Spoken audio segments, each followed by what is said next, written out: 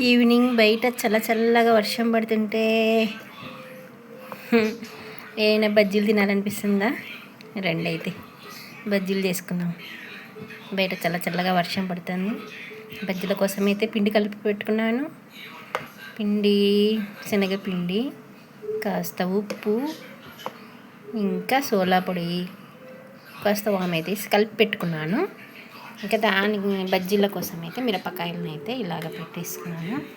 మిరపకాయలను అయితే ఇవి కొంచెం లావు ఉన్నాయి కదా, సన్నగా కట్ చేసి పెట్టుకున్నాము. సగం అయితే ఇలాగ కట్ చేసి పెట్టేసుకున్నాము. ఇవైతే లావు ఉన్నాయి, నేనైతే ఇలాగ కట్ చేస్తాను అన్నమాట. మొత్తం ఇలాగైతే సగంకి కట్ చేసి పెట్టుకున్నాను. ఇప్పుడైతే ఇనుప బాలలో ఇనుప కడాయిలో ఆయిల్ అయితే పెట్టేసుకున్నాను.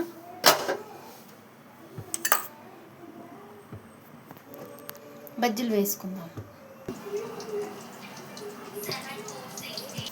ఇప్పుడైతే ఎర్రగా వేగిపోయినాయి బజ్జీలు, అయితే కాలాయి, నీట్గా క్రిస్పీగా అయినాయి. తీసేసుకున్నాము. అండి తినండి వేడి బజ్జీలు. ఇంకొక వాయి అయితే వేసుకున్నాము.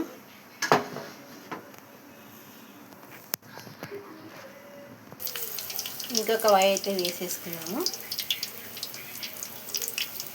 ఇవి కూడా ఎర్రగా వేగనిద్దాము.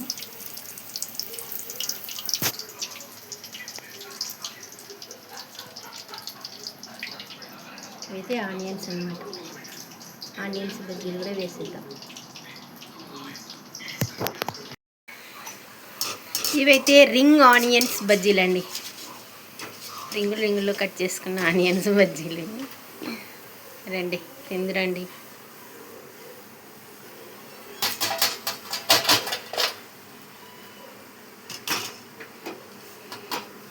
రండి టేస్ట్ చేయండి పిల్లలు. ఉల్లిగడ్డ ఆనియన్స్ బజ్జీలు. ఓకేనా? తినండి నాన్నలు. పకోడా, ఉల్లిగడ్డ పకోడా, బజ్జీలు పకోడా. చల్లగా ఉన్నప్పుడు ఇలా చేసుకొని తింటే మనసుకి ఎంతో హాయిగా ఉంటుంది. తినండి.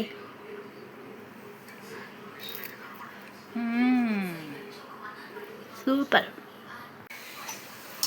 ఇవైతే రింగ్ ఆనియన్స్ బజ్జీలు అండి. రింగులు కట్ చేసుకున్న ఆనియన్స్ బజ్జీలు. రండి తిందురండి.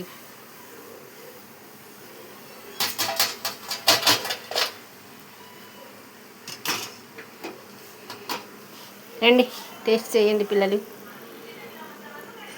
ఉల్లిగడ్డ ఆనియన్స్ బజ్జీలు. ఓకేనా?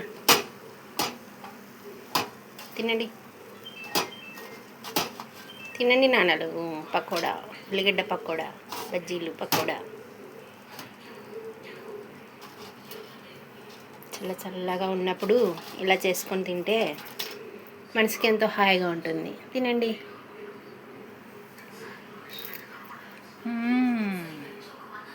సూపర్.